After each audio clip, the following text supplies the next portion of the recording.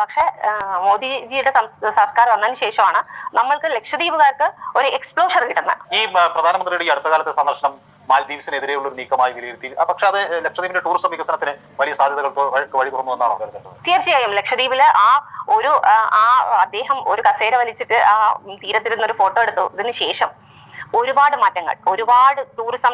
മിനിഞ്ഞാന്ന് കൂടി ഞാൻ ടൂറിസം ഓഫീസർ ഇന്ത്യാസിന്റെ ഒരു പത്രസമ്മേളനം എന്തോ ഒരു കോട്ടിങ് കണ്ടായിരുന്നു. അതിൽ പറഞ്ഞിരിക്കുന്നത് ലക്ഷദ്വീപിന്റെ ചരിത്രത്തിൽ ഏറ്റവും കൂടുതൽ ടൂറിസ്റ്റ് വന്നിരിക്കുന്നത് ഈ ഒരു കാലയളവിലാണ്. CH മുഹമ്മദ് കോയ സാഹിബ് പറഞ്ഞ അതേ വാക്കാണ് എനിക്ക് പറയാനുള്ളത്. കേന്ദ്രം എവിടെയാണോ, കേന്ദ്രം ഭരിക്കുന്നത് ആരാണോ അവരുടെ കൂടെ ചേർന്ന് നിന്നാലേ ലക്ഷദ്വീപിന് ഒരു വികസനം ഉണ്ടാവുള്ളൂ. അതിന് ഞങ്ങളുടെ മുദ്രാവാക്യം ഇപ്രാവശ്യവും അബ്കി ബാർ 400 പാർ എന്നാണ്. എന്ന് പറഞ്ഞാൽ ഇപ്രാവശ്യവും കേന്ദ്രത്തിൽ എന്തായാലും BJP തന്നെ ആയിരിക്കും. അങ്ങനെ ആവുമ്പോൾ നമുക്ക് JDU